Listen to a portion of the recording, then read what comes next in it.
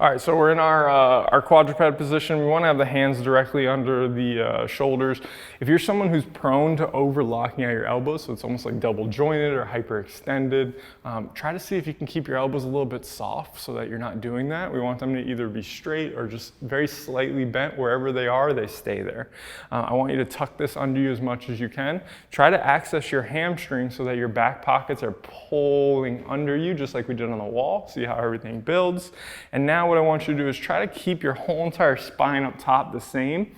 Most people here are going to do what I do called the Ichabod Crane, where you actually can you let your head fall forward? That's the Ichabod Crane. Don't be the headless horseman. Pull back, crushing it. Great job.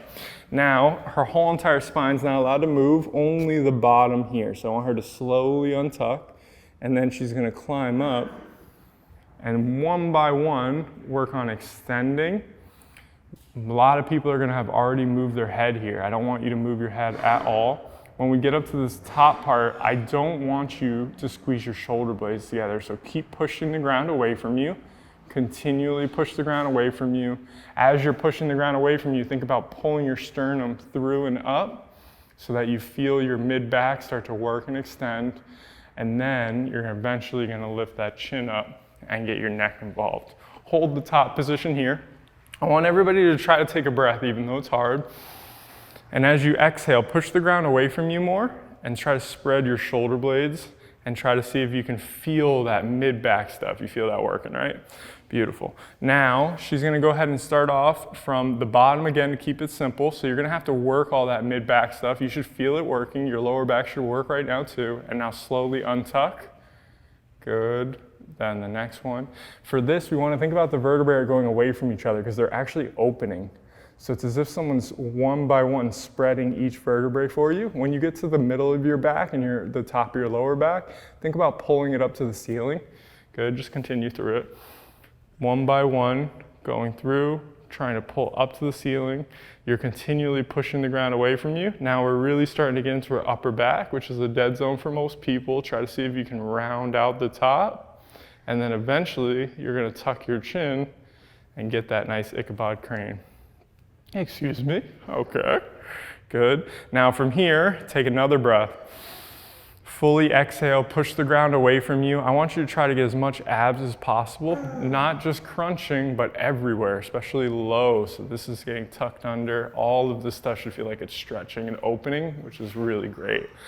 Now we're going to go ahead and keep our lower back locked in. So those lower abs have to work. You're going to start with your neck. So lead with your chin, slowly coming up, extending, and then eventually get to the upper back whenever you're ready. Keeping this here, most people have already used their lower back at this point. Take your time. And now we're in that position where we're starting to pull our sternum through. So we're getting into our upper back.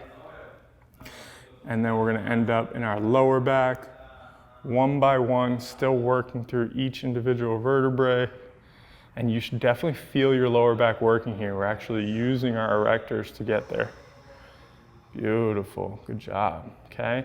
Now, we're gonna keep the lower back on, and we're gonna work on from the top down. So she's gonna slowly tuck her chin, eventually get it up to the ceiling so it retracts, and then she's gonna go through her upper back one by one, pulling through here.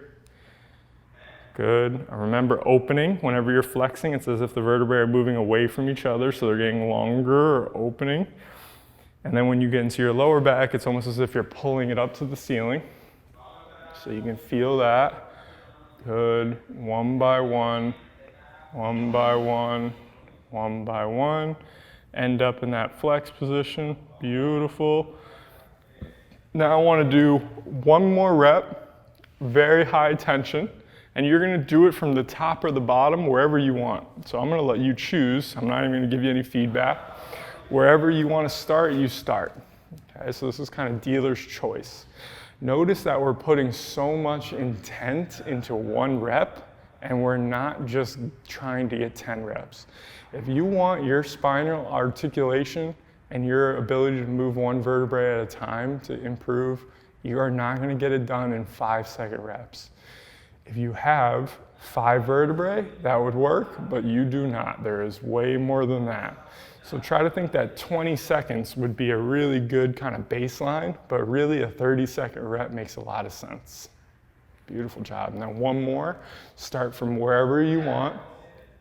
So again, this is a really great way to really hammer home the idea that it's not about quantity, it's really all about quality. That doesn't mean that you can't do low tension reps where you're just kind of getting things moving, especially if you're doing a warm up. But if you're training your spine, we need to be training it with high levels of intent and high levels of tension. Things should be working right now. They should be really almost stressing to get things.